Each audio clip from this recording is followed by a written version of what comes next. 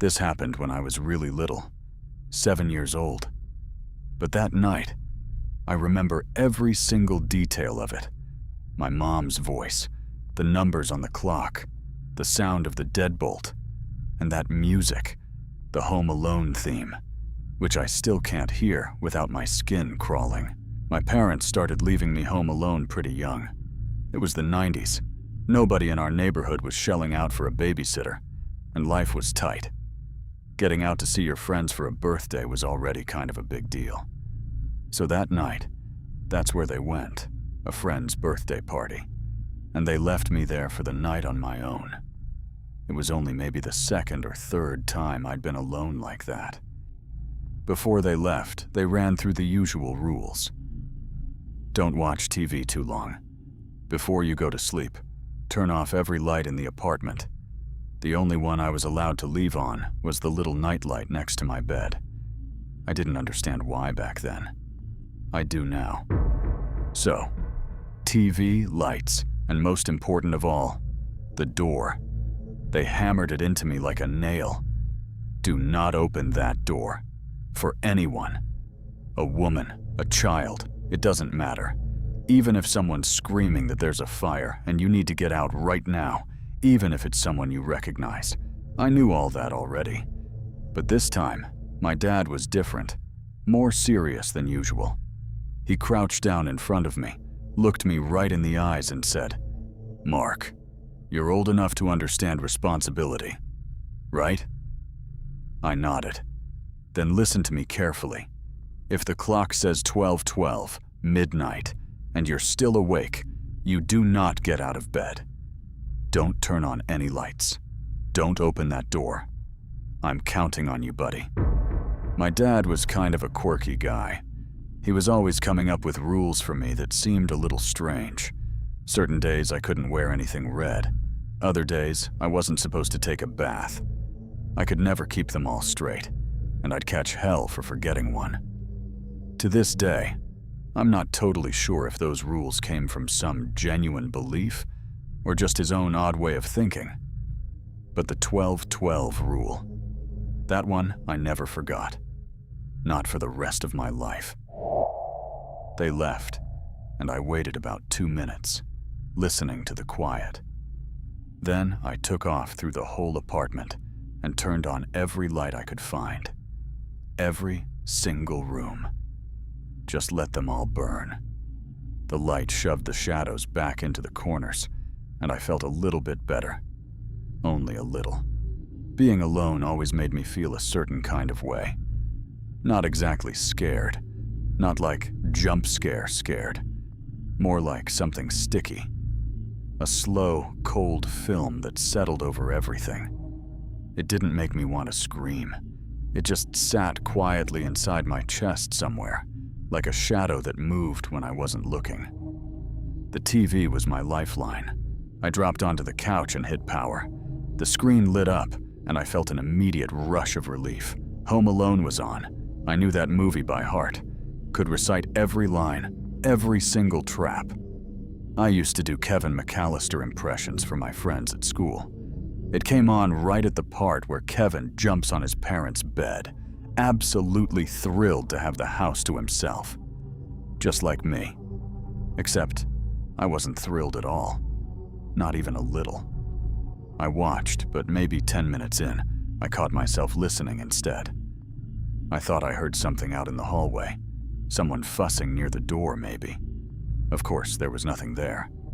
But then the thought just hit me out of nowhere. What if they don't come back? What if something happened to them? What if they got robbed? What if there was a car accident? They were out there somewhere, and I didn't even know exactly where, and I had no way to do anything about it. My chest went cold. My palms were sweating. I jumped up and ran to the phone in the hallway. It was one of those big beige things with the long coiled cord, sitting on a shelf by the wall. I had to go up on my tiptoes to reach the buttons. My fingers were shaking when I dialed the number my dad had written down on the notepad before they left. 1 ring. 2. Hello? A man's voice. Relaxed, a little drawn out, I pulled myself together and said it loud and clear, exactly the way I'd been taught. Hi, this is Mark. Could you get my dad Gary on the phone, please? The guy laughed, and I heard him pull away from the receiver and holler to someone nearby. Hey, Gary, your kid's on the phone. Music thumped in the background. People laughing. Someone shouting something I couldn't make out. Then the noise got a little muffled, and my dad picked up. "Mark." His voice was warm but slightly muffled, like the party noise was reaching out and pulling him away. "What's going on?"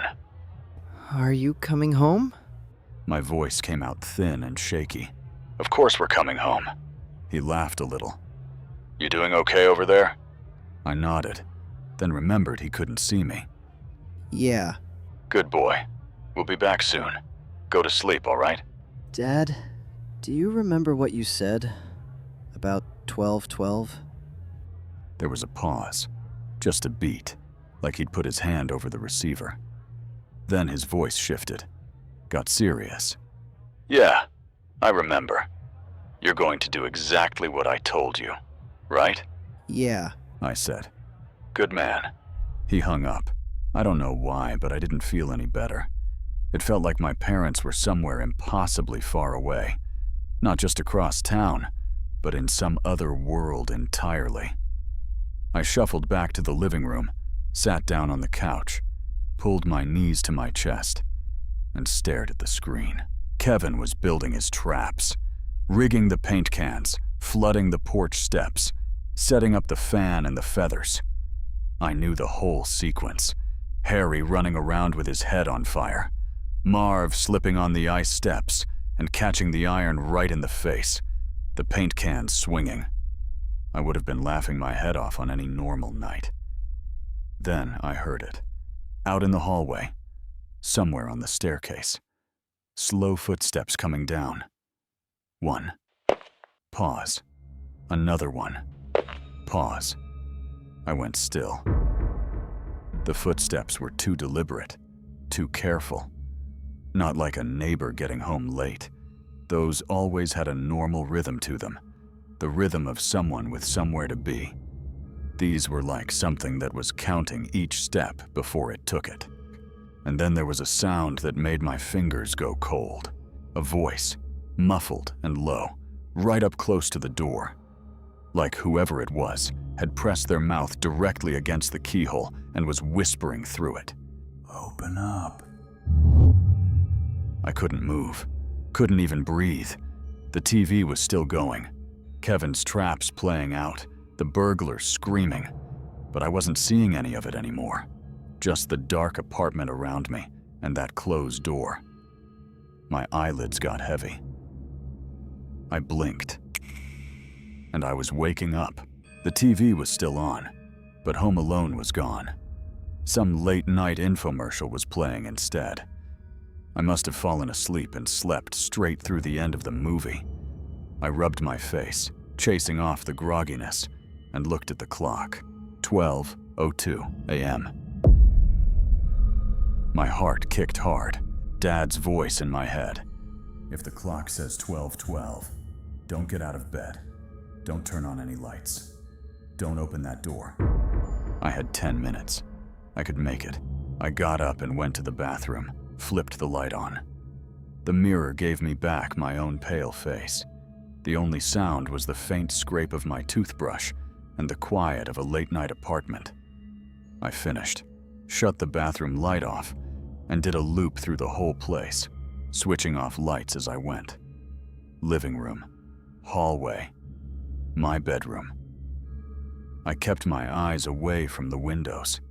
The front door was closed. Everything was where it was supposed to be. I climbed into bed, pulled the blanket up over me, and closed my eyes. The knock was quiet, but sharp. I turned my head slowly toward the clock. 12:12 a.m. My chest went cold all at once. I lay there, not breathing. The knock came again, harder this time, more insistent. And outside those two knocks, there was nothing. In an apartment building at night, there's always something going on. The elevator, a neighbor's TV, floorboards settling. But right now, there was total silence except for that knocking. Then a voice. Mark, honey, it's me. It's Mom. I nearly fell out of bed with relief. Nearly. But Mom hadn't said she was coming home early. She'd said they'd be gone all night. And something I couldn't name or explain, kept me right where I was. I got up anyway.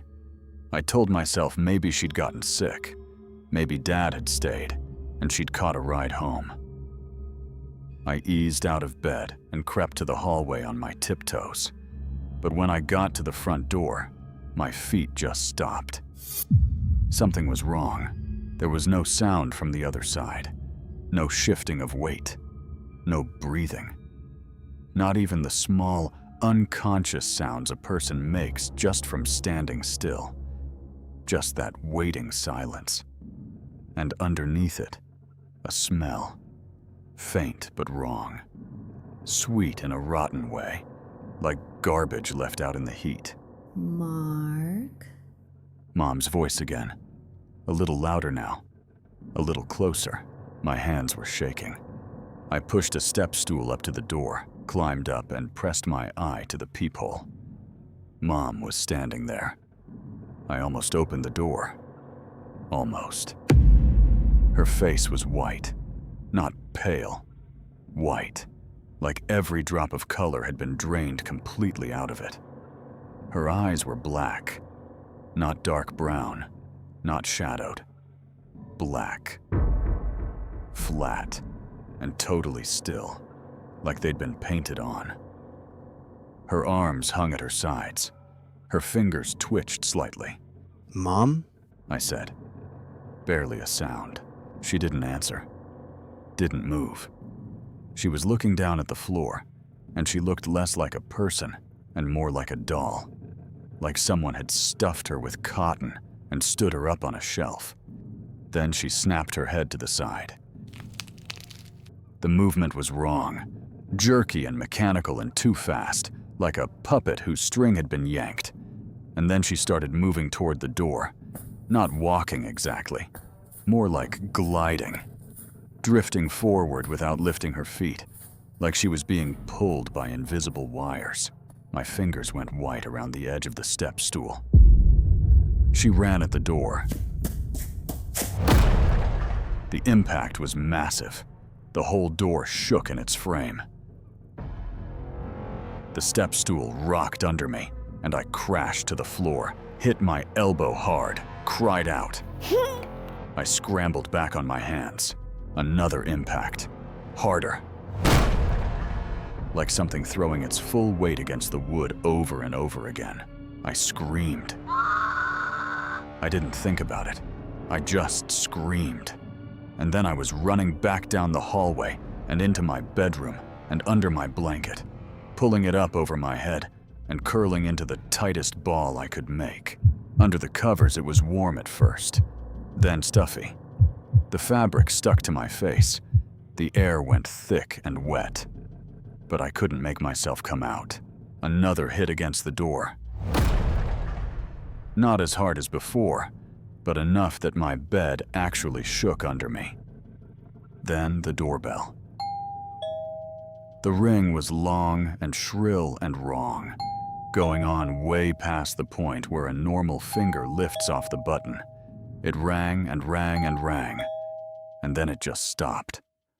The silence it left behind was even worse, because in that silence, my own breathing was too loud.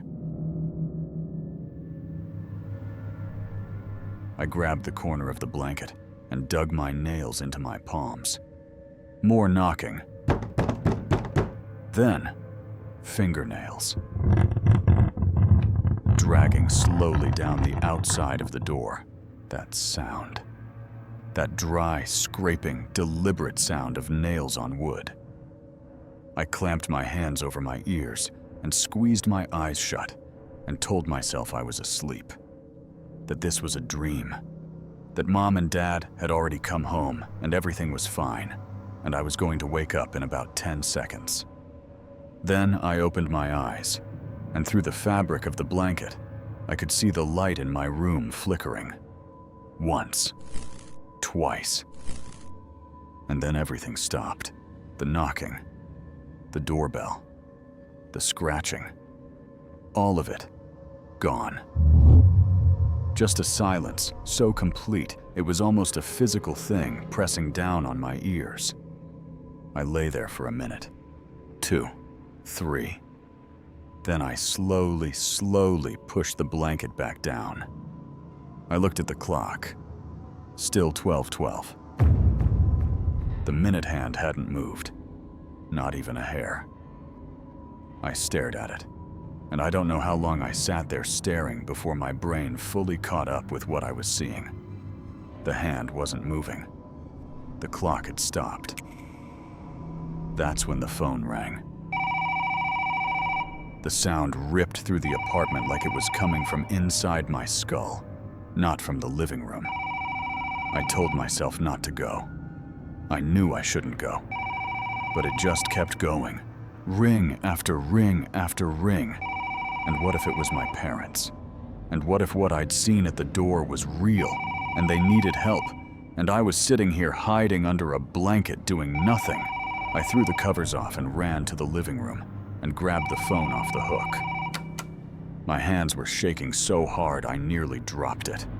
I got it to my ear and whispered, Hello? "Hey, buddy." Dad's voice. I went completely still. The party sounds were gone.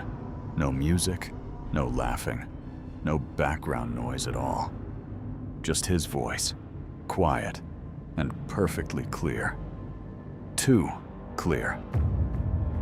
Not like someone talking over a phone line from across town.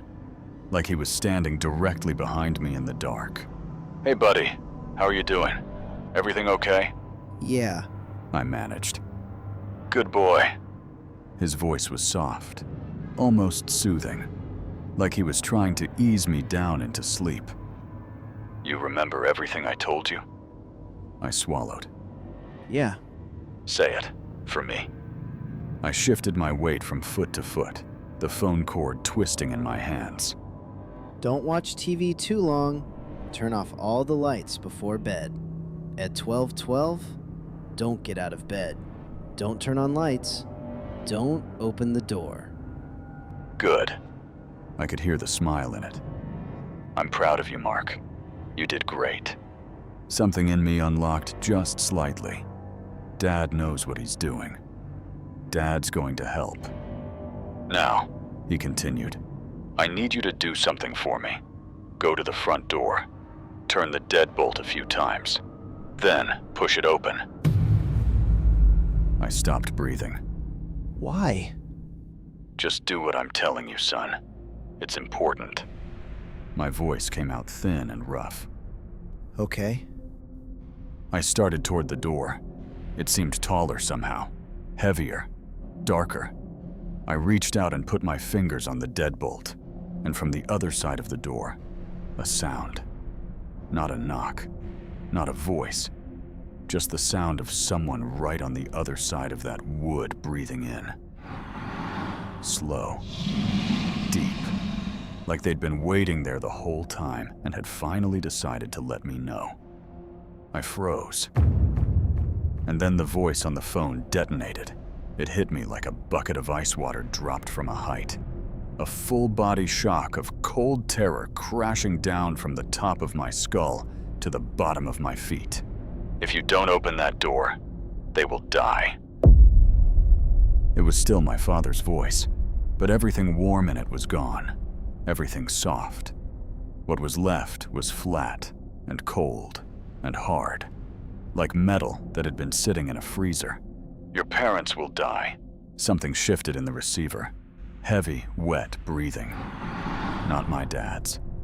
Something else that had been on the line the whole time, just waiting quietly. "They'll hold them down so they can't fight back," the voice said. Lower now, grinding, like gravel. "They'll listen to each other scream until..." Stop it. I choked out. "Until they're begging. Then they'll string them up." A long, wet hiss. and the rats will come. Hundreds of them, crawling into their mouths, into their eyes, tearing through your mom and dad, piece by piece until there's nothing. Shut up. I sobbed. Shut up, shut up, shut up! Your mom will claw at the walls until her fingernails come off. You can't even imagine what she's going to sound like, Mark. She'll be screaming your name, calling for you. I screamed. The phone hit the floor. The plastic cracked on impact. But the voice didn't stop. It kept going, bleeding out of the broken receiver, out of the walls, out of the dark apartment around me. You'll be alone forever. They're never coming home. Never, never coming back. I ran for the light switch. Nothing. The next one. Nothing. Kitchen. Hallway. Living room. I was hitting every switch I could find, raking my fingers across the walls, but nothing came on. Every bulb dead. Every room completely black. Then I saw it. Out the living room window. Just a shadow at first. I stopped moving. It came into focus slowly. A face. Outside the glass. On the 4th floor. There was nothing out there. No ledge, no fire escape, no balcony. Nothing that could hold a person. But there it was. A face pressed up against the window from the outside. Wrong in a way I couldn't put words to, but that I felt in my teeth. The eyes too deep, sunken way back in the skull. The mouth a long black horizontal cut across the lower half of the face. It wasn't moving. It was just there, watching me. I backed up and couldn't stop looking and couldn't make myself stop. I turned and ran. Through the dark I went, both hands out, trailing the walls to guide me. But the walls weren't right. I knew this apartment. I knew exactly where the couch was, where the bookshelf stood, where the lamp was plugged in.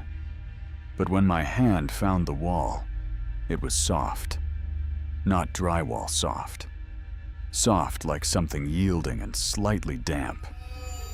And I yanked my hand back like I'd touched a hot stove and kept running. In the hallway, I walked straight into something at hip height that I knew wasn't there. I stumbled, caught myself on something.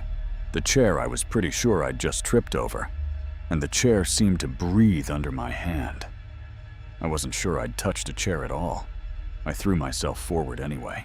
My palm came down on something smooth and round that rolled slightly when I touched it, and I ripped my hand away without looking at it, and half crawled the last stretch to my bedroom door. Something slick under my foot near the doorway. I shrieked and yanked my leg up and pressed my back flat against the wall, and just screamed, because I was absolutely certain that 2 hands had just grabbed me from behind. I don't know how I made it to my bed, but I did. I threw myself onto it, pulled my legs in, jammed myself back into the corner where the headboard met the wall. And the sound started, knocking. Not just at the front door anymore, but inside the walls, under the floorboards, dry and sharp, like fingernails working against wood from the inside. And underneath that, whispers. Too low to make out, but definitely voices. More than one. Coming from places voices had no business coming from. Then the Home Alone theme started playing. I recognized it instantly. Of course I did. I'd seen that movie 100 times. But it was wrong. Slowed down to half speed, maybe less. The notes stretched and warped and dragged, the melody pulling apart like taffy, the low notes spreading out into a drone. You felt more in your chest than heard with your ears. Outside my window, shapes were moving in the dark. The voices were laughing at me now. The whispering was getting closer. I screamed. I screamed with everything I had, until my throat went raw and my chest hurt, and all the sounds in the apartment collapsed into one roaring wave. The scraping, and the whispering, and the laughter, and that horrible slow music all on top of each other. And I couldn't tell anymore what was real and what my brain had started doing to itself. Then something shifted. Not suddenly, gradually, like someone very slowly turning a dial down. The sounds were still there, but they felt farther away now, like they were bleeding through a wall instead of happening in the room with me. The whispering got thinner. The music started to fall apart. I was gasping, head spinning. I reached out and grabbed the alarm clock off my nightstand. The hands read 12:12. Still. I looked at the little winding knob on the back, and I started turning it. The minute hand moved. 12:15, 12:30, 12:45. I kept going. The ticking sped up under my fingers. 1 o'clock, 1:15, 1:30. The whispers thinned out like smoke. The music dropped away, note by note. 2 o'clock. Silence. The light came on, just like that. No warning, no flicker. The overhead light in my room just came on, steady and warm, filling every corner. I sat there blinking. My room was exactly as I'd left it. Desk, bed, dresser, bookshelf with the same books in the same order. The air felt heavy, though. Thick and still, the way it gets right after a bad summer storm passes through. I sat there and listened. Nothing. After a while, I put my feet down on the floor, pulled the blanket around my shoulders. And sometime after that, I don't know exactly when, I fell asleep, sitting on the edge of my bed. I woke up to footsteps in the hallway outside the apartment. I held my breath and didn't move. A key slid into the lock. Turned. I gripped the blanket in both fists and held on.